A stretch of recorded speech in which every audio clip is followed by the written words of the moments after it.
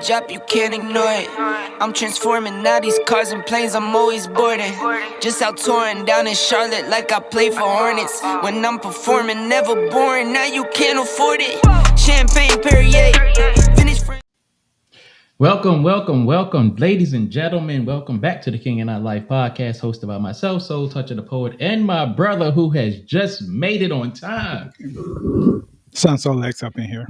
Ladies and gentlemen, as we tell you, you can find us on all your all your social media platforms, podcast platforms, www.KingAndEyeLife.com. That's the podcast website. Son Soul Lex, what you got for the people?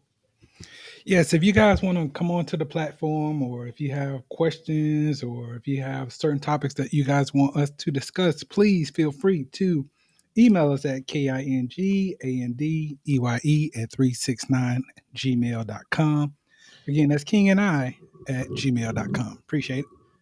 Yes, indeed. Ladies and gentlemen, we have a very, very, very special guest with us tonight.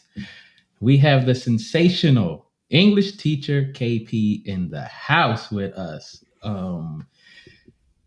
She is a wife, a mother, teacher, YouTuber, and a budding actress who taught for 7.5 years in the classroom, now teaching online to students in China. And you can find her on her YouTube channel, English Teacher KP. And you can also connect with her on Instagram, TikTok.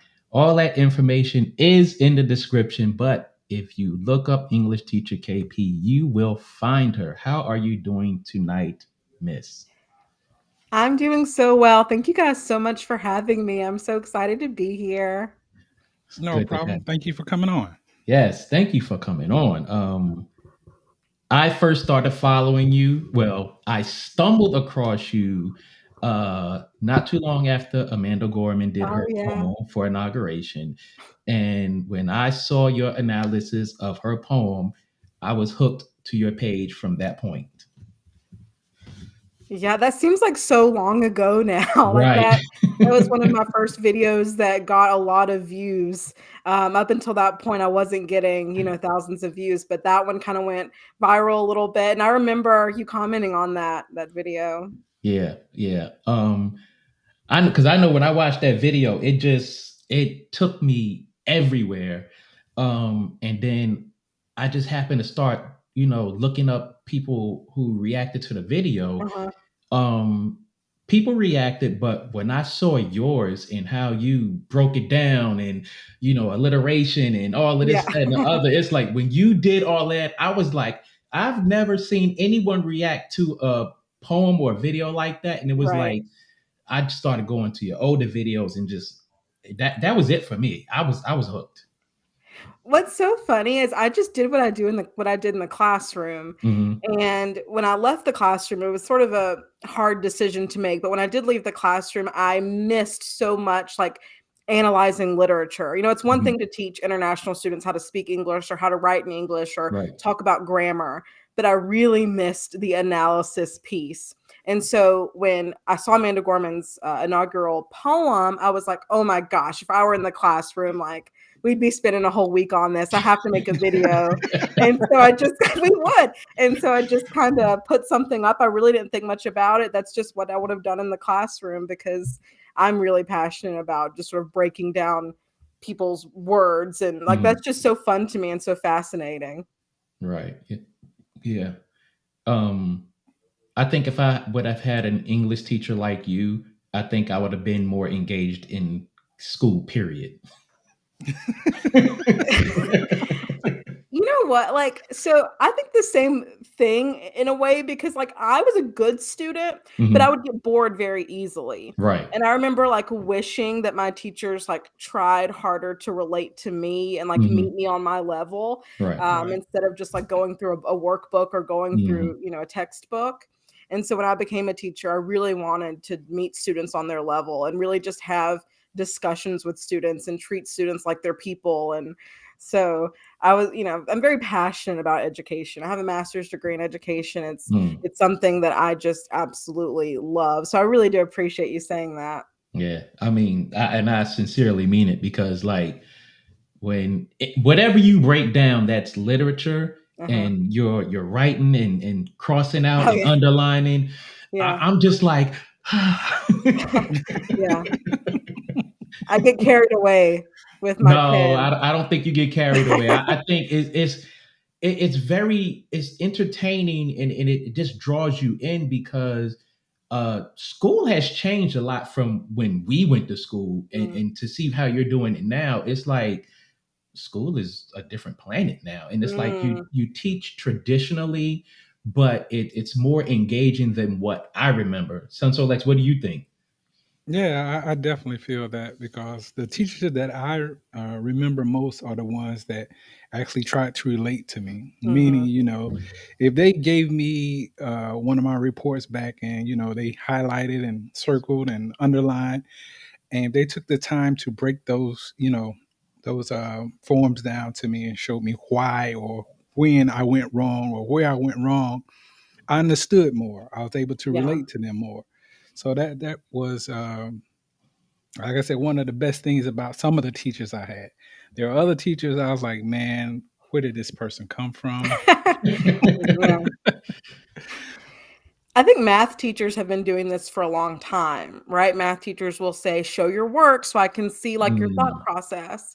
And I Right. always told my students it's the exact same thing in English. Like I need to be able to see your thought process on the mm, paper. That's why we annotate. That's why we circle. That's why I write out to the side. It doesn't matter how messy it is. I can read right, most things. right. As a teacher, it's my superpower. I can read all sorts of chicken scratch. So Mm, just I need to be able to see it. And so just encouraging students to not be afraid because I think sometimes kids are so afraid to be wrong that they yeah. won't put something on the paper, but Right. that's part of it. Being wrong is part of it. That's why I'm so open on my channel about being a terrible speller, about I'm an English teacher, I can't spell, like, it's fine, that doesn't matter. Mhm. You learn through your mistakes, and I think that's really important. Yeah. I think it's funny when you say I can't spell and I'm an English Yeah. teacher. It's like your facial expression, your body language. It's so hilarious because it's like, did she just really say that like that, just so casually, Yeah. and just keep going? Yeah. Yeah, no, we all have things that we're good at. We all have things that we're not. And I think that needs to be, children need to be allowed to fail more. Yeah, I mean, yeah, that needs Yeah. to be definitely. celebrated. And we need to actually have students like learning from learning from those failures instead of being like ashamed or Right. Yeah, upset or, punished for them. definitely. I totally agree with that. Totally agree with that. Yeah. I mean, one of the things again that I was always able to relate to my teachers, the ones that were being honest with me. Mm-hmm. Like the ones that, if they made a mistake, they're like, oh, this is my fault here. Mm-hmm. Let me correct myself. But the ones that are always trying to, cover up their mistakes, Oh, it's kind of like people see that. They yeah. see when you're not being, authentic. Yeah, Well, in definitely. I taught high school, so I taught from mostly 10th grade, about 10th through 12th. I never taught ninth, but students can smell fake. I don't know what it is about a 15-year-old that will put you in your place so quickly if you're being fake. I don't know what, and so you have to just be yourself. There's no reason to try to be anything other than yourself because kids will see that it's not real. So Mhm. if Right. you go in and you try to be like super um, authoritative and you're not, or you try to be super laid back and you're not, like you just have to be the person that you are, and they'll appreciate that. Definitely, definitely. So, without further ado, let's get into it. So, give us a little bit of background about yourself. Okay, so I'm KP and I live in Charlotte, North Carolina. Like you said, I taught for 7.5 years in the classroom. Wonderful, wonderful, wonderful experience. I taught everything from world literature, British literature, and American literature. Mm. I am married to my college sweetheart. I met him when I was 19 years old. We met in college. We've been together ever since. And we have a 6-year-old who there's a reason I did not teach kindergarten. I I don't I don't know how people like every day, like I see his teachers and I'm just like, God bless you, because I would have already been in jail. Like I don't understand. Like, how are these people just out here doing that? Right. Because he is something else, but I love him so much.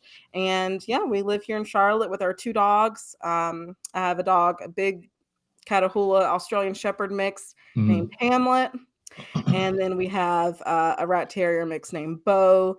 And so, yeah, my life is crazy. I'm also trying to be an actress. I've always been super interested in Mhm. acting and film. I've done theater my whole life. So, just chasing Oh dreams, doing wow, all sorts of stuff. Wow. That is Yeah. a that lot. is awesome. Yeah. Yeah. Some people That say you can't have it all. I, beg to differ on some things. right. Right. You seem to be going after all of it. I mean, I don't think I was until when I turned 29, I had a bit of a mental breakdown and I was just like, what am I doing with my life? Like, I need to really, I don't know, I really need to go after the things that I want to do. Right. And that was kind of a turning point. And I'm 30 now, and I definitely feel like I am trying to achieve the things that I want to achieve in life because I want to be a good role model for my son. I want him to Mhm. see that if you want to do something, you should at least try, Right. Right. don't be too afraid to try. Mm. Definitely. Okay. I mean, most people, you'll be surprised what you can actually accomplish when you put forth the effort and the Hmm. energy and the time. Right. Absolutely. So, teaching between the different literatures, which one do you gravitate to the most? Ugh. It's hard. Gosh, it's hard to say. I'm gonna say world. I think I enjoy teaching world literature the most. Mhm. Just because the thing I love about literature is it opens students up to different points of view that maybe they haven't been exposed to. Right. And unfortunately, in at least in public school, I think we're oftentimes exposed to a bunch of old dead white guys, which is fine. We Mhm. love them, like Shakespeare, like whatever, it's good. Right. But like, it's so important to see that that's not that's not the only perspective, and you need Mhm. to see people from different backgrounds, and different religions, and different skin colors. Like that's really, really important to me. And a lot of my students, here in the South, they have never been exposed to anything other than what we have here in our little bubble. And so Right. I Right. really enjoyed teaching literature from around the world, just to see their eyes open a little bit, and just to Mhm. see them get to experience the literature that I love from all around the world. So That's good. Right. Yeah, we for the most part, I know especially for me and Son So Lex, we were mostly exposed to old dead white guys. yeah. We went to school in Germany because we were military brats, and I don't recall us being exposed to anything other than like if we took German class, um, Wilhelm Busch, probably the only German poet that I remember. Other than that, yeah, it was Shakespeare and stuff like that. Yeah. Yeah, definitely. So, excuse me, wearing so many different hats, like being a mother, being a wife, being a YouTuber, being a former English teacher, being, into acting. How in the world do you balance everything? It's still a work in progress. I think that's another thing too. I don't think you're ever too old or too young to work on yourself. And for me, I'm definitely working on giving myself grace. Mhm. I'm very, very hard on myself. I'm a perfectionist. I have OCD. I talk a lot about my sort of mental health struggles on my channel because I think it's important. Mhm. So for me, just learning to give myself grace. I make a lot of lists just because it helps me to like see it written out. But if I don't get everything checked off on the list, learning to be like, that's okay. Yeah, At the end of the day, it's okay. And not having such a strong sense of like urgency, like, oh my gosh, this has to happen right now. That's Mhm. something that I'm definitely working on. Right. So with that being said, like when do you find the time to sit down and relax and just unplug from the entire world Ugh. and your family is like mommy or wife needs a break. Let her have her time. Honestly, I'm not a good sleeper, so a lot of times I'll just be up, like, I'll be up in the middle of the night, which is I don't know how healthy that is, but I'm already gonna be up anyway, so a lot of times between, 2, 3, 4 a.m., I'm just sort of up, and I'll use that time to sort of unwind and get things done that I need to get done. Wow. Usually, I pack my son's lunch at, like, 4 o'clock, and a lot of times, if I'm teaching international students, I have to be on anyway at Mhm. 4:35 a.m., so, yeah. I don't get a lot of sleep, but that's just sort of how I've always been. My students Mhm. used to always be like, how much coffee do you drink in the morning? And I'd be like, none. I do have a Diet Coke addiction. I'm always just drinking my Diet Coca-Cola. But yeah, I just don't. I've never been good at like, relaxing. That's sort of a foreign concept. Wow. I don't I couldn't do it. I couldn't do it. I'm just gonna say it right. They say never say you can't, but I could not operate on your wavelength at all because sometimes I need to just check out. And see, I wish I could do that. My husband, he'll say the same thing. I'd be like, but how? Like, how are you doing it? How are you just checking Wow. out? Teach me. I just it gets to the point to where like life can be an overload. And it's Mhm. like if I don't allow myself to check out, I'm going to be stir crazy. I'm going to be Yeah. snapping at people, and I'm going to be the ugly man. And I just, you know what? Sometimes I just like, look, I didn't answer your text. I didn't call you back. I didn't do this. I needed me time. That's it. Mm-hmm. Yeah, I definitely will check out on you in a second. It's just one of those things for me where I feel like, again, I need that, personal space, that personal time to just collect myself, Mm-hmm. collect my thoughts, and check in with me and make sure I'm good. So I too will turn my phone off, turn the TV off, go for a walk or just go for a drive, just anything to help me make sure I'm good. I hope I get there. I hope one day I get to that point because that's definitely something I'm working on. It's just Mhm. hard. I mean, it's just, especially when you've been one way, like you feel like I've been this way forever since as long as I can remember. This is Mhm. just, you know, how I am. But I know that's really important. Give it 5 years. 5 years. Because like when I was at that mid 30 point, that's when Okay. that light bulb started hitting me Okay. in the head like, hey, I'm about to blow out. I'm about to burn out if you don't chill Right. out. Right. Oh man. So what are you most passionate about between teaching, YouTube, and acting? Like of the three, which one is like what Yeah, I'm of most, the three. I would definitely say teaching. Um, so the hard thing about being a teacher, and I was actually just talking to a former colleague of mine about this. The hard thing about being a teacher is it really isn't just a job title. Like it really just is who you are as a person. And I don't really even know how to explain that, but like I just am a teacher. Hmm. And I always will be a teacher. It doesn't matter if I'm in the classroom. It doesn't matter if I ever eventually stop teaching online. Like it's just who I am. Like it's really part of my identity. And so I think I bring that to YouTube, hopefully. Hmm. Um, and even in my acting, like a lot of like when I'm acting, teaching and acting aren't really that all that different. You're, Not at putting on a all. performance for kids, you're putting on a performance for the camera. Right. So, I mean, I don't know. I think I'm always going to see myself as a teacher. I don't think I'm ever going to be able to separate myself from that. And that's one of the difficult things about being an educator, because it can consume you. But Hmm. I mean, it's just part of my identity. Yeah. So that out of being an online teacher and actually being in a physical classroom, which one do you prefer and why? There are two different things. I mean, it's like comparing apples and oranges. I loved being in person. Mhm. It's like theater, when you're doing theater, you get your energy from the crowd.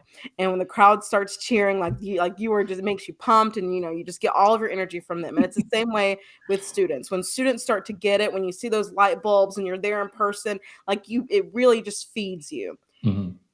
Whereas online is very different. You still make more, you still build relationships, Uh-huh. but you're afforded more time to actually plan. You're afforded more time to take a breath if you need it. You're afforded more time to look over things. Whereas Mhm. teaching, you're making 1,000 decisions in the moment when you're in person. So they're two different beasts. For right now, especially with the pandemic and the way education has sort of changed because of the pandemic, it would be very difficult for me to go back into the classroom. Right. The nice thing about online teaching is that it allows you to have time with your family, Right. whereas in-person teaching doesn't, Right. because it does not end at 4 o'clock. Yeah. Yeah. So when you were when you were saying you like kind of like you don't know how to explain it, the teacher part, teachers, in my opinion, especially like a teacher of your capacity, from what I've seen Mhm. you deliver on YouTube, um, it's more than a teacher. It's like your connection to the students is so vast that it's it can be joyfully overwhelming. Mhm. And a teacher like your as of yourself, it's like I would look at you as the teacher that a student would not want to leave the classroom because you're that good of a teacher. And when you provide that type of learning environment to the students, it's like you're way above teacher title. Yeah, and that can be overwhelming sometimes. And that's why I said sometimes it's definitely not like an 8 to 4 job like Mhm. everyone thinks it is with summers off, you know? Right. My title went far beyond teacher. You really do become mentor, you really do Mhm. become mom, like you become like whatever that student needs, you Right. Yeah. become. And, I also coached. I was the assistant cheerleading coach. I also was a step team coach. I mean, there were days that I didn't get home until 11 p.m. And then you have 110 essays to grade. And then you have to Wow. plan. Yeah. And then you have to plan. And then you have to put grades in. And so, yeah, you didn't. It is overwhelming. And unfortunately, that just you would think it would kind of get better with COVID because like sports and stuff like that weren't necessarily a thing, but You're it right. just became more paperwork that you had to do. Like, Wow. I mean, it just became it was very difficult. There Mhm. was no balance. And that's one of the reasons why I did make the decision to leave the classroom. Okay.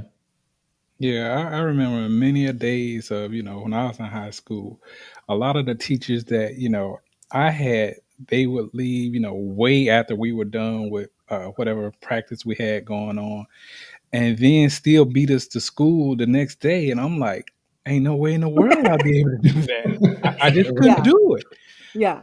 My kids would always be like, "Why are you always here?" But Mm. I was always there. I always got there super early because I like to kind of get things together, and I was up anyway, so I would get to school usually at like 6:30 in the Mm, morning. And at my school, our duties started at 7, so we were checking every single bag that came into the building. We were Mm. standing out at the buses, whatever you had to do, and then you're there after school, whether it's for coaching or maybe you just want to. A lot of times I would just stay to support the kids. Like if I knew one of my kids had a play or if I knew one of my Mhm. students had a soccer game, like it's important for them to see you there because they might not have anyone else there. Right. Yeah. Yeah. So wow. yeah, you're just kind of there. You're just always there. Yeah, and that's important for those children who don't have, a parent or a relative at Yeah. those events and stuff like Yeah. that. And I'm pretty sure that just adds on to your your your your bag of, oh my goodness, can I get a break? Yeah, no, it does. Yeah, for sure. And you're putting so much love into these relationships, and it becomes exhausting, especially once I became a mother myself. Because for my Mhm. first few years, I mean, it was just me and my husband and our dogs, and it was easier to. That's when I was doing cheerleading coaching, and I mean, I Mhm. really, if we had an away game, I wasn't getting home until after midnight, Whew. especially during basketball season. And Mm. so, it was fine. But then once I became a mother, he has to be my number one priority. I mean, Right. you have these other little children that you love too, but he's my child, and so Right. yeah, it can definitely be hard to balance. Mm. Yeah. I can only imagine. I Yeah, can but only the imagine. thing about it is, though, the teachers that I found, the ones that are the most successful, are the ones that had that type of dedication. Because the ones that were just there to, shall I say, just to get a check, it definitely showed because they really didn't care. They weren't involved. They're like, hey, take this, you do your homework, blase, blase. Hmm. But again, the teachers that really excelled in my eyes were the ones that had that type of dedication. Like, if you ever had a problem, whether it be a personal problem or, something, academically, they were just there. And I was like, I always admired those type of teachers. Yeah. Yeah, same. I mean, I definitely had a few teachers who were like that, and looking back, I just wish that they were fairly compensated for all, you know what I mean? Like now that Yeah. I know, like I wish that they got what they deserved, as far as pay, as far as accolades. I mean, it's hard. It's really, really, really difficult. But I mean, it's such a rewarding job, because you do create those relationships with your kids. Right, right. So, when it comes to your teaching philosophy, has it changed from when you first started teaching to now? And how has the pandemic kind of morphed or transformed your philosophy when it comes to teaching, if it has? Well, when I first started teaching, I started teaching right off college when I was 22. And I look young now. When I started teaching, I probably looked about 15 or 16. I mean, I would get stopped in the hallways. People thought I was a student. They'd be like, "Where's your pass?" I'd be like, "Come up here." Um, so I definitely was a lot more strict, and I was really all about like procedures. It's going to be this Mhm. way. And I quickly learned that students will listen to you if they respect you and if they have a relationship with you. Right. So very quickly, you learn through fire, right? Right. Very Yeah. quickly, with that first group, I learned that building relationships with students is key. It has to Mhm. it has to come before anything else. You can't worry about test scores. You can't worry about grades. You can't worry about discipline. You have to worry about building relationships, and literally everything else will fall into place. And I mean, it really did. For 5 out of the 7.5 years that I taught, I had the highest test scores in the county. Wow. That wasn't because I was doing anything like, crazy. It's just because my students trusted me and they wanted Mhm. to learn. Kids have to want to learn. You can bring the best strategies in the world. If your kids don't want to learn from you, they're not going to learn from you because kids are stubborn. Mhm. So that hasn't changed. Once I learned that, I was like, okay. But during a pandemic, that's hard. Like that Mm. last semester that I taught, Uh, 'cause I didn't even teach the whole year, I taught half the year. The last semester that I taught was the hardest semester because it was so difficult to build those relationships because Mhm. we were kind of we're doing like a hybrid thing here in North Carolina where we would see them like 2 days out of the week, and then the other 3 days were virtual. And then when we did have them, it wasn't full class, and they were wearing a mask. And I just couldn't build the same relationships. And it was very, very, very difficult. And so now, like I said earlier, I've kind of learned that online teaching, whether it's during a pandemic or out of a pandemic, it's just a whole different thing. It's just a different breed. yeah, Yeah. definitely. You you made a good point when you said you have to have those relationships, and your students have to trust you Hmm. in order for them to learn. Yeah. And when you were saying that, that made me flash back to 11th grade algebra class. Um, I didn't have that type of relationship with my algebra teacher, and to this day, I have a math phobia because of that. Like Hmm. I like it was not an environment conducive to learning. It was not a hands-on thing. It was not Hmm. a okay, if you're struggling here, let me help you. So I definitely agree with you, like when you say you have to have a relationship, and students have to trust you, because that math phobia is serious. I know, it's the same. It's the same. My 4th grade teacher, when I was in 4th grade, I remember I asked a question. I was horrible at math. It was the only subject where I just wasn't I was actually, like, below grade level, and everything else Mm. I was, like, AIG, and math I was just really struggling with. And I asked a question, and she said, "Stop asking stupid questions." And, like, why would I Wow. ever ask What? another question in that class? Yes, why would Right. I ever ask another question in that class? Like, I totally Wow. just, shut down. And Mm. so yeah, stuff like that, just so heartbreaking because kids they have to be comfortable enough to ask you questions. They have to Right. trust you. They have to know that you're not gonna you drag them if you don't understand something. Right. Yeah. That's very true. That's Definitely. very true. I remember my best teachers, but I also remember the teachers that I did not like that well. Mhm. So it Yes, it, it definitely probably plays a even role with more. the You probably student. remember those teachers more. Yeah, yeah, because Mhm, they said something or did something that I didn't think was very conducive to me learning. So mhm. I remember that. But, so, what factors led you to teaching online besides the pandemic, of course? That was the main thing, and just not seeing my son. It got to a point where like I said, I was coming home I was grading. Everything had to be during the pandemic. It wasn't like it was before, where you could just write out your lesson plans and have them posted on your door. Because of the way things were, you had to have lesson plans out a week in advance. You had to actually put them in like an online platform so parents and students could see them, which we'd never done before. And all grading was done online, which took me forever. I'm not good at technology. And so it was just, there was no time for my family. And I felt so bad because my little boy was just growing up in front of my eyes and I wasn't even there. And I felt, when you're on the computer and your son comes up to you, it's like, mommy, like, can we go out and play? And you're like, sorry. And you're just like typing away. Like, that's just heartbreaking, Yeah. Right. So that was the biggest thing for me. Now, with the online teaching, do you you said it gives you more time to do a lot of things. So like what is what is a what is your process for putting together your lesson plan in a typical teaching day? So I teach on the platform VIP Kids. So the lesson plans and everything are already written out. The Oh, only thing I need to do is go in beforehand and go through them, make any notes I need to make, figure out what props and stuff I'm going to use. Because a lot of times you're working with students who don't even speak English. So you want to have props. You want to have things that, you can demonstrate what you're talking about. So I do that. Then I start teaching. And most of my classes, not all of them, but most of them are one-on-one. I do have a okay. couple small groups. So it's totally different. And then between classes, we have to fill out these forms. We have to give feedback, like to the parents and to the student. And so, definitely well equipped to do that after 7.5 years in the classroom. That part's Right. pretty easy. But like when I'm done at 9 a.m., I'm done. Wow. We're done. We're done.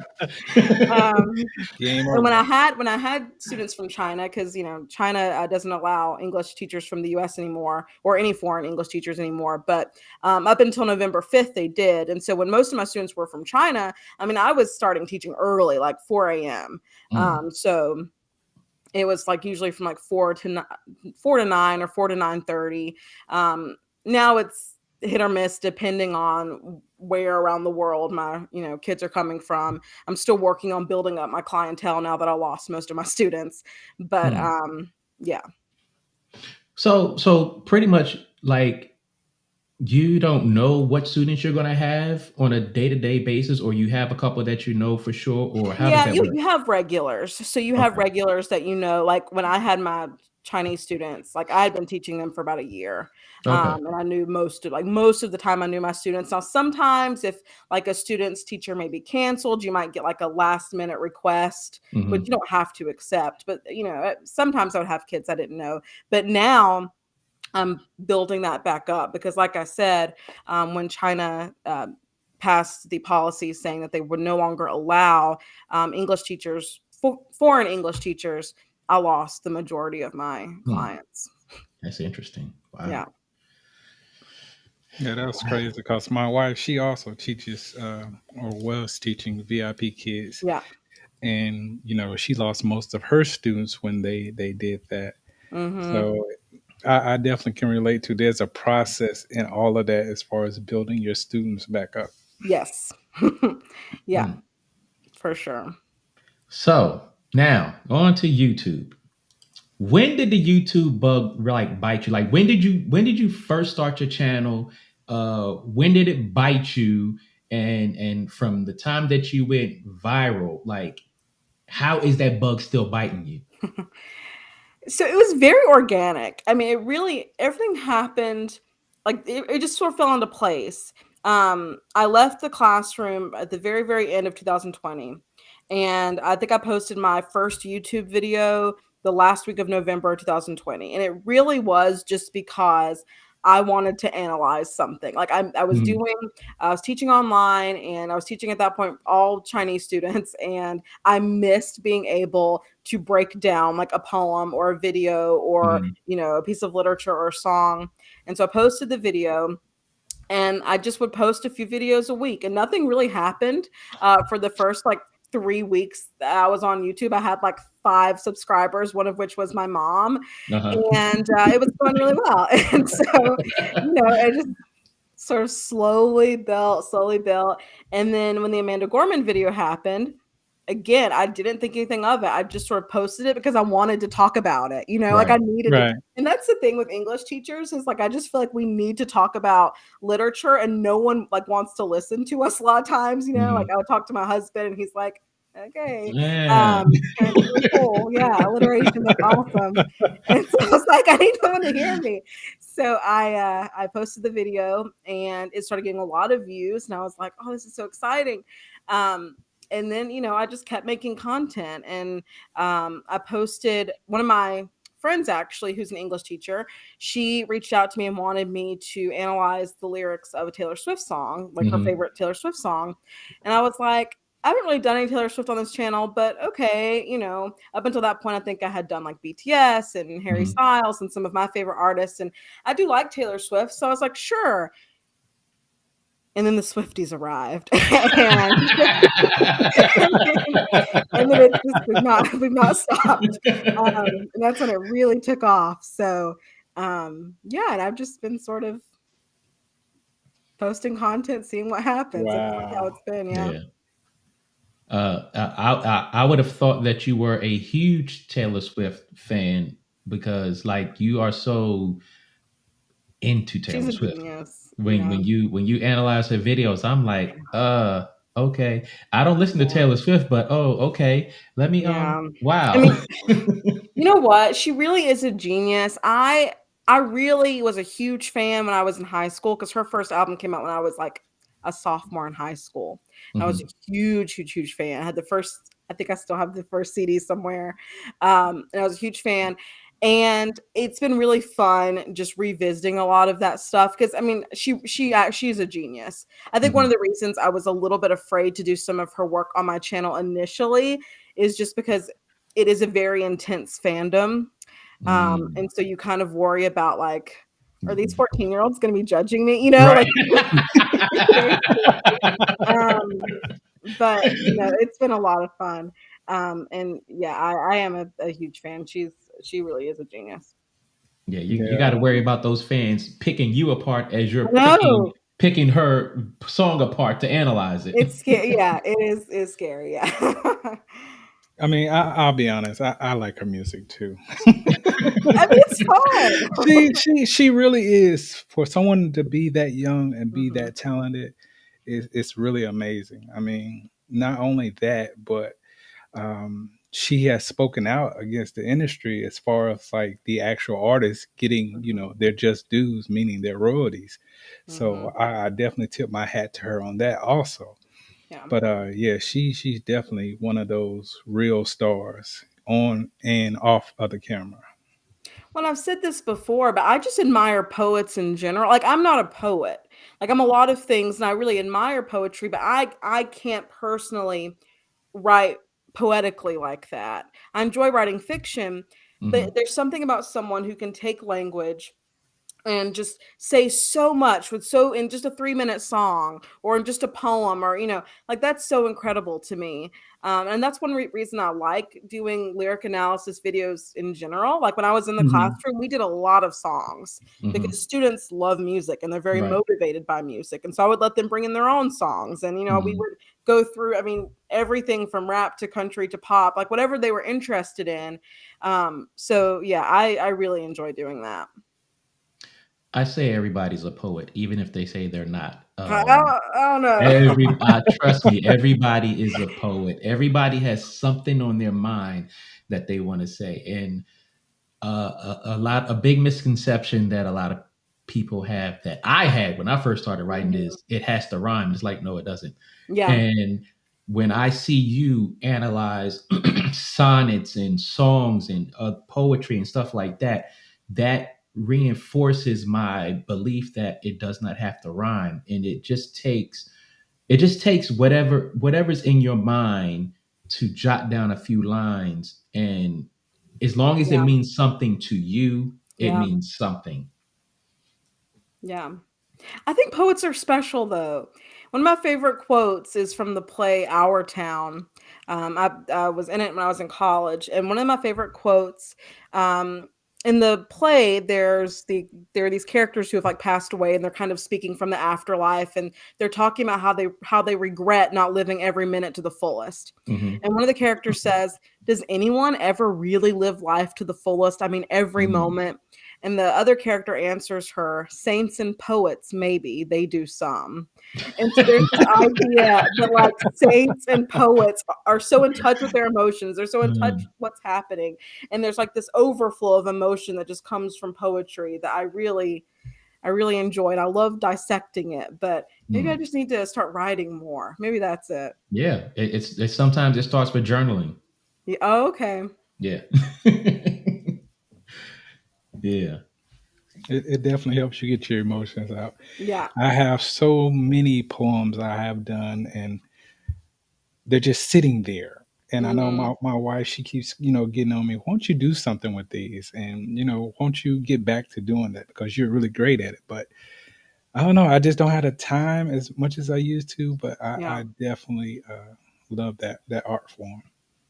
Yeah, for sure. Yes, indeed. Yes, indeed. So, YouTube itself is overwhelming. How do you manage the creating your videos, posting your videos, responding to comments, taking requests, and all of that stuff? Setting hard boundaries is really important. And it's something that I did not do well at first. Um, teachers are not good at setting boundaries anyway because we give so much of ourselves all the time. Teachers Right. are very used to just giving all of themselves and doing a bunch of stuff for free. Hmm. So it was difficult when I got into YouTube to not have that same mentality. But it's different when you have a class of 36 and maybe a full load of 100 than when you have 40,000 people. It's just a big difference. And so one thing I've had to learn is to say, okay, I'm only going to spend this much time responding to comments. I'm only Hmm. going to spend this much time working on my videos every day. I'm only going to answer this many Instagram DMs, and that's helped me a lot. But I think also just, again, managing for me, it's managing my OCD because I have OCD. And so I will sit there and I will obsess about it. And so just learning Hmm. to manage that, and it's a work in progress. I think I've gotten better. I think I've gotten better. Okay. Awesome. So, what type of YouTube videos do you like doing the most? My favorite segment is a segment that never gets any views, but I love to do it. It's a segment called Makeup and Motifs where I do my makeup and I talk about like my favorite books. And the Hmm. reason I started it is because my door was always open. And like I said, I would get to school at like 6:30. And on days that I didn't have duty, if students got there early, a lot of times they would come in and they would just like want to ask questions about the homework, or they'd want to get like extra help. But they knew if they came in during that time, I was doing other stuff. I was setting things up. Sometimes I was literally in front of my mirror putting on my makeup because I always put my makeup in when I got to work because Right. there was no time here. And so a lot of times, some of my favorite conversations with students were when it was in the morning and I was putting on my makeup, getting ready for the day, and answering their questions about literature. And we were on the same level. And there was just this conversation. It wasn't me in front of a whole classroom teaching. It was just a conversation about the characters. And it was Mhm. just, can you believe he did that? Like, what is wrong with him? Like, somebody, and like those are my favorite kinds of conversations. And so I really enjoy doing those videos. And like I said, they don't get a lot of views, but I still do them because Mhm. they're fun for me. Yeah. Right. So when you started having those conversations with your students, did you find that it helped them relate to the assignments and the homework, and it helped them excel in it? Yes. Because oftentimes, especially with literature, students don't see them as people. Like, they don't see the characters the way I see them. Like, I see the characters as real. Right. And so, like, when I'm talking about Okonkwo from Things Fall Apart, like, I'm really passionate about it because, like, I just want him to be okay and to make better Mhm. choices. And you want them to be on that level too. You want them to also have that same passion for these characters that don't actually exist. But it's all about giving into it and just going with it. And so it definitely helped when it's like you're gossiping with them, Yeah. when you're like, can you believe that he like tried to shoot his wife over a banana tree? Like, what is wrong with him? When you're having those conversations, they really get into it. I definitely can rehash. If I had you as a teacher, I would have loved school a lot more, because I've never experienced or even seen a teacher engage with students like that when it comes to the assignments or stuff like that. It's like, well, Romeo said this, so this is why this, and this is like that. And it's not like the way that you do it, it's like you're talking about a TV show. And I Yeah. think if my teachers would have had that type of energy or that type of that relativeness, I think school would have been a lot more fun and more engaging. I would have been like, hey, teach, is it time to go? Wait, we still got to talk about Hamlet. Yeah. Yeah. Yeah, the conversations are my favorite, the discussions that because students have amazing ideas. Mhm. They, sometimes you have to dig a little to find them, but they're there. Yeah, yeah, yeah. Did that also help with students that were shy in your class? Hmm. Yeah, because sometimes kids are afraid to say things in front of a whole group, but like Mhm. one-on-one, like, Yeah. Yeah. they're going to open up a little more. And then when they see that they can trust you, they will start sharing in class. Mhm. Yeah, That yeah, is awesome. definitely. Definitely. So um when we go back to the type of videos that you like creating, when was the first time that you said, I want to react to subscribers' poetry? I'm almost positive you're the one who suggested that. Were you not? I think I did. I don't know. I feel like you left a comment being like, or someone did, because I think I did do that. that was how I got the idea. That was not my idea. Oh Someone was wow. like, you should do this. And I was like, okay, Yeah. send it. And I want to say I was the first to send you something. Yes, I think you were. As soon as you Yeah. said I'm gonna react to subscriber poetry, I was like, let me send this Yeah. one. Boom. Yeah. So, in terms of acting, what are some of the biggest challenges that you have experienced? Just the constant rejection. Wow. uh, I mean, it's and I kind of knew that going in. And so, again, it's all about boundaries and just not letting yourself get too emotionally attached to a prospective role, because like it's rejection after rejection after Yeah.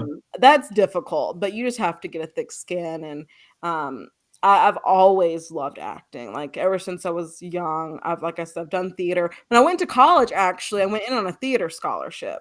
Mm. Oh I wow. didn't intend on Mhm. becoming a teacher until I did my first play in college. It was a Shakespearean play, Midsummer Night's Dream, and I loved it so much, and I just was obsessed with the language, and I wanted to talk to everyone about the language, and everyone's like, "Okay." But then, like, the English majors were like, "You're right." And so then I was like, "Do I belong in the English department?" And so it kind of happened that way. But, you know, uh, being back into acting, full time, and surrounding myself with other creative people and other actors has been a lot of fun, even though it is challenging. Hmm. So are there a lot of opportunities for acting in your area, or are you with a talent agency or anything like that? Mhm. So my agency, Evolution Talent, we're in the Southeast market. So Mhm. most of your stuff's going to come out of Atlanta. And before the pandemic, I mean, Atlanta was producing a lot of film, like Right, almost as yeah. much as LA. Mhm. Um, Things really sort of slowed down after the pandemic. Everything changed. In-person auditions sort of became a thing of the past, and now everything's virtual. So Mhm. it's just kind of different, but there are opportunities. I will say around the Charlotte area, not necessarily as much. I mean, you're going to be driving to Atlanta for anything big. Mm. But there are things. I mean, I've done a couple like small commercials and stuff like that around here. Mm, okay. Yeah, I was curious about that because I was on Instagram, and Hmm. I can't remember the name of the agency, but they had this thing out there. I filled it out. They said, "Hey, oh, come on in." So I drove to Virginia, went there, and it was like we went through this whole process, and it was like, "Oh, you're so good, and you can do this. You could be on Chicago Fire, and this, that, and the other." And I think it was 99 Entertainment, something like that. But uh, they was like, well, you have to pay this much to do this, Mhm. that, and other. And I was like, I'm not doing that. Yeah, no. I'm If not it's doing an agent, yeah. If it's a good talent agency, you don't pay anything. Now they will take 20% of your job, of that. your Mhm. money that you make on your jobs, but 15 for, union, but yeah, don't ever pay anything. But yeah, I'm in the Southeast market. Like the way it works, like there's different markets. There's like a Northeast market, there's a Mhm. Midwest market. Then of course you have the LA market. But Southeast hopefully will pick back up soon once more things start picking up in Atlanta.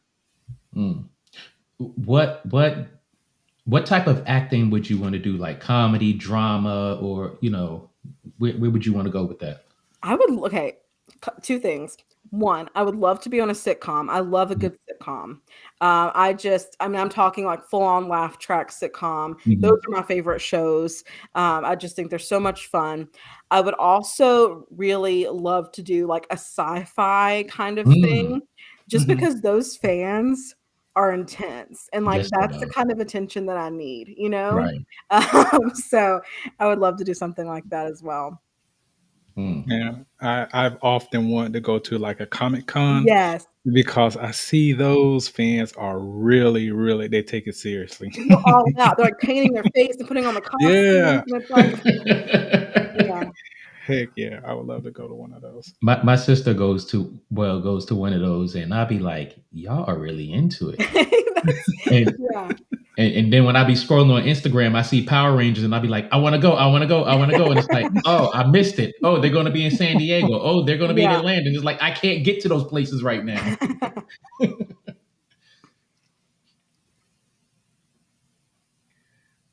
So, when you get that big break in acting, what's going to be your next move? That's a really difficult question. I said well, so, hmm, it was I said this to my husband the other day. This is a very small thing, so I'll answer it small and then I'll go big. I hate driving. I'm a really bad driver. So I told him, I'm like, as soon as I make it big, this is the first thing to go. We're getting a driver. I'm not doing this Oh anymore. wow. I can't see anyway. Like I can't see very well. I never wear my glasses. So yeah, that's the first thing that goes. But I really don't know. I mean, we've talked, about would we ever move to LA? Would we move to New Mhm. York? Yeah, And we're really flexible. At this point in our lives, we're really flexible and we're just trying to, you know, follow our dreams and do what feels right. And we'll just sort of see and hopefully we make the right decisions along the way. Cause, I have no idea. Mm. Wow. So if that big break comes and it's Yeah. like, are you going to stay here and teach, or are you going to take this big break? You just don't know. Well, I mean, I would definitely like if a role came that I really loved, I would obviously take it. But again, I'm always going to be a teacher. Like, even if I wasn't teaching for an amount of time, even if I got a big movie role and I wasn't able to teach for 4 months or whatever, I always plan on keeping some sort of certification or some sort of license. Mhm. So I mean, you can go back to it. Yeah. And again, I've taught over 1,000 students, so I'm always going to be teacher KP. Like I don't ever Right. foresee that coming to an end. jeez, that's a lot.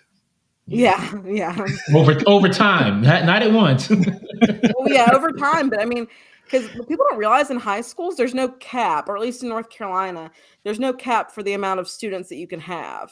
Oh wow. So they can put 40 kids in your class at a time. If you have Mhm. 6 classes a day or 4 classes a day every semester, that adds up. Yeah, yeah, Wow. very quickly. Yeah. How do you manage those many personalities? There's always so many person. Every class is different. Every class is a different vibe. You cannot do the same thing in every single class. I would plan an amazing lesson and it would go so well in first period. And Mhm. then second period comes in, you're like, okay, we're not doing that. We're gonna it's just different. You have to really understand the vibe of the class and Mhm. understand that Wow. every class really is its own little world and its own little community. Because that's what it is. It's a community. What works in one community isn't going to work in another community. And so learning that was another lesson I learned that first year. And again, you learn quick, like you learn very quickly. Mm. But you just have to be flexible, and you have to learn to roll with the punches. Man.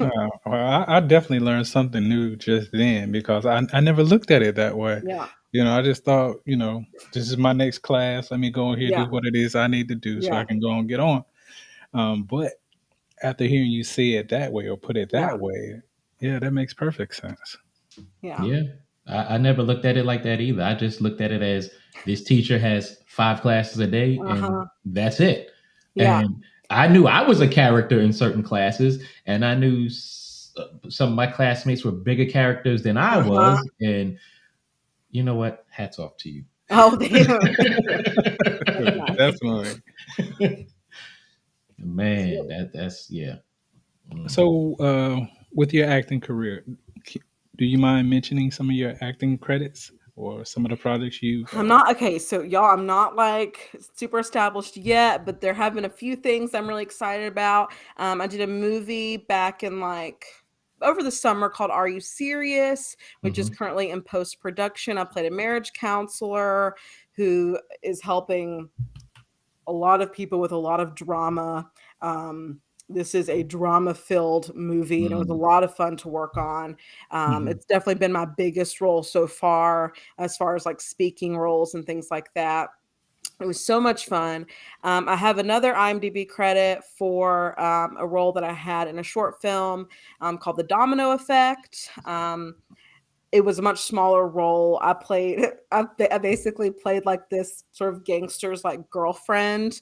I got to like come in and like, we were drinking and it was a lot of fun. I had a few lines, but it was Mm. nothing huge. But I did get IMDb credit for it, and that was a lot of fun. I've done a few commercials. I did one locally here in North Carolina. In Cherokee, North Carolina, there's a casino Mhm. that's pretty big, and I did a commercial for that. I did a commercial for Mobile Pixels, which is a technology company. So just a few different things, but I'm definitely working on building that portfolio. I had an audition a couple days ago and a callback yesterday, so fingers crossed. Oh, that's Yeah, right. Definitely. fingers and toes, guys. Fingers and toes crossed.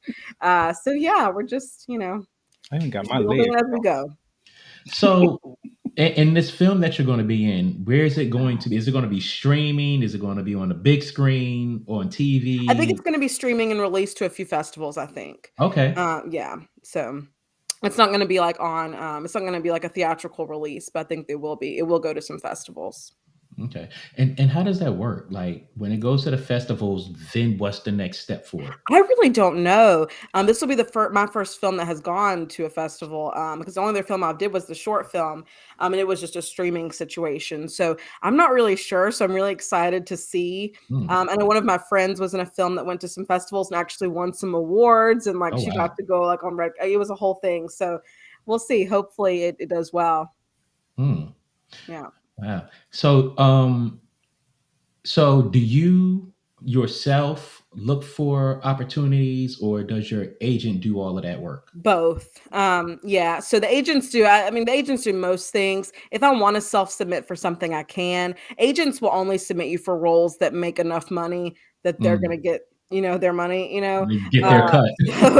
So if you want to do something that's like not paid, or you want to do something that only pays like, a small amount, you're going to have to submit for yourself. But those roles are good if you want to like build up your reels and build up your Mm. resumes and stuff. Right, right. Hmm. Yeah. That's a lot. Now, you mentioned you got IMDb credits. Hmm. Do you do your own IMDb credits, or do you just let other people do So, okay, I just learned this with the last short film that I did because I did not know how this worked. So, it? it's kind of both. So they put it in, like they'll put your Mhm. name in, but then you have to go claim it. So you have to Right. create a pro account, and then you have to Yes. claim it, and it's like a whole situation, and you have to pay like for the pro account. Hmm.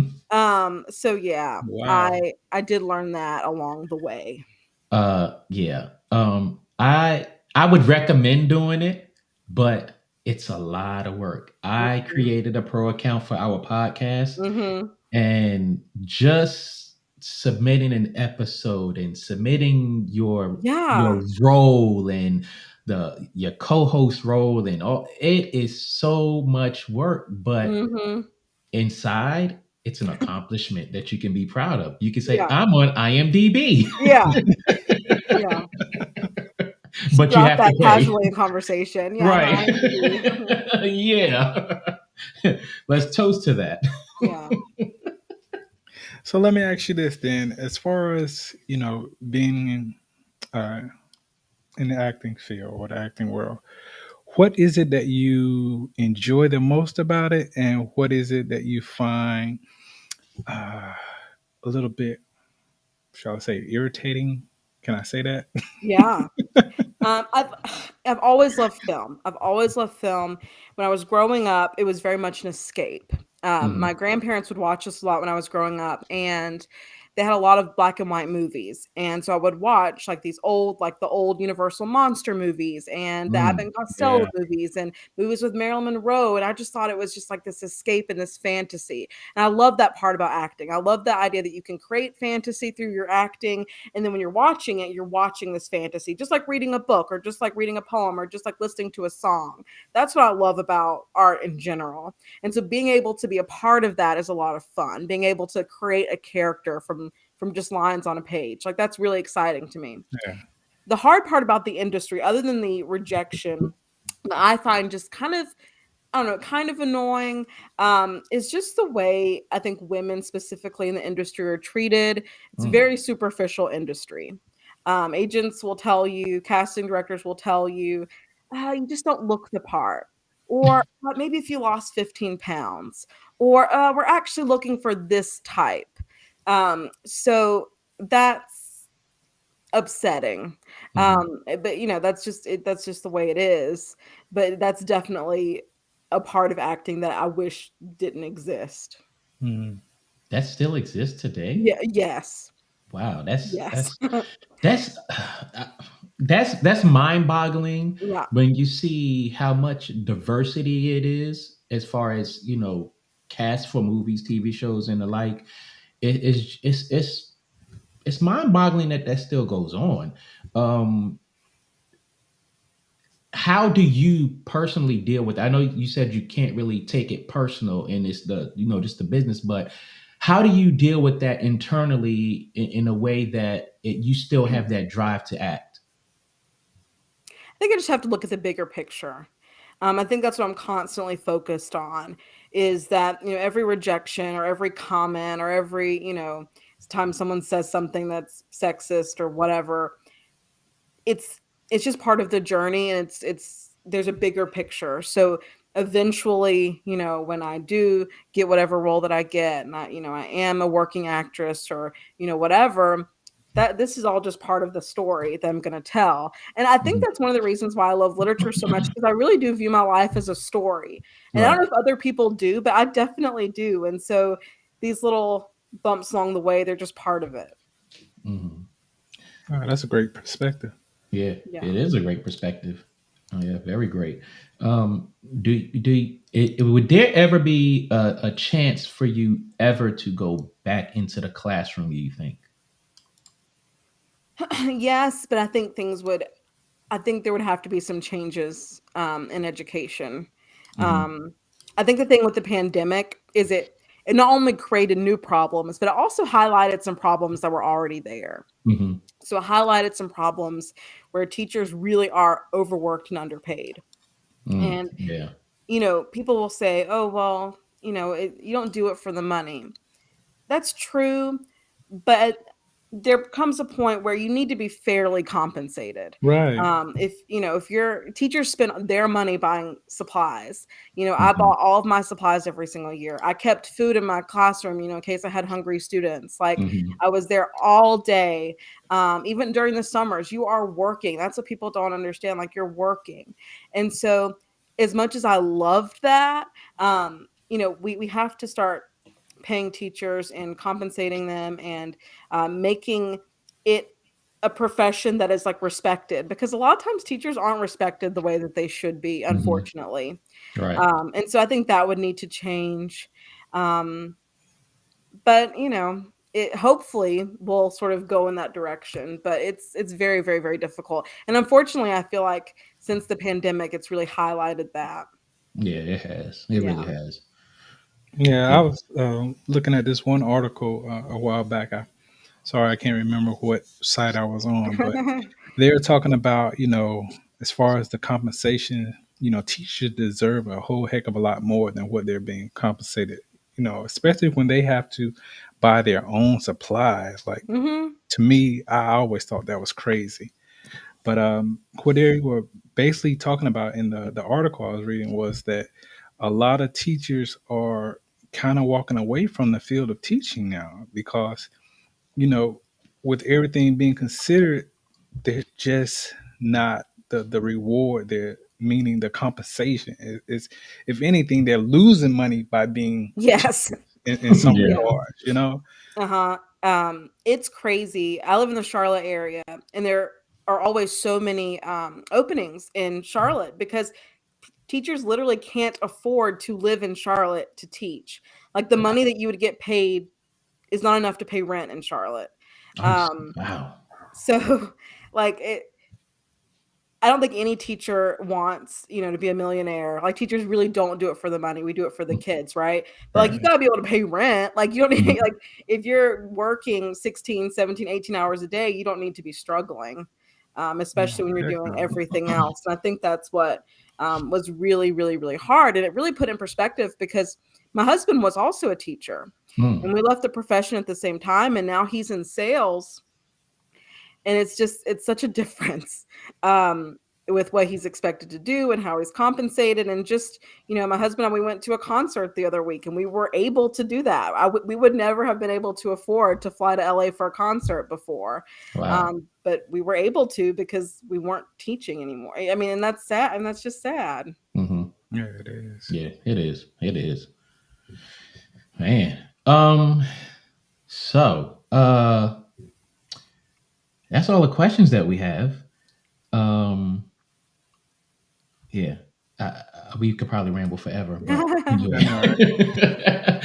but we definitely thank you for coming on. It was a pleasure having you on here. English Teachers KP is her all her links are in the description. They're in the comments. Definitely follow her on YouTube, Instagram, and TikTok. I recommend you send your children to her page, especially her analysis videos, because they'll bring something out of you and you'll enjoy just learning with her the way that she breaks down stuff. So I highly recommend her page. When you analyze my first video, I sent it to my 16-year-old son. He was like, "Oh wow, that's great." So this is our first time actually talking, and Yeah. I must say this was a real pleasure. And I can definitely tell you are one of those teachers that would have been able to reach me no problem back in the day. I just Oh, love when teachers are engaging and they really care about their students. And I can definitely tell that you're that type of teacher. So thank you for coming on to the King thank and you I Life guys so much for podcast. having me. I Not a really, really problem. appreciate that. You guys are so nice. Yes. Is there anything that you would like to tell the audience, or any parting words that you have? Just thank you so much for tuning in. Again, definitely go check out my channel, English Teacher KP. That's about it. Yeah. And if you're a Taylor Swift Yes, fan, Swifties unite. she has I just plenty put out of a new Taylor video Swift today, videos. analyzing red. Like, come on down. And I definitely recommend going to watch the Amanda Gorham reaction poem that she did. Yeah. Um, excellent, excellent, excellent breakdown.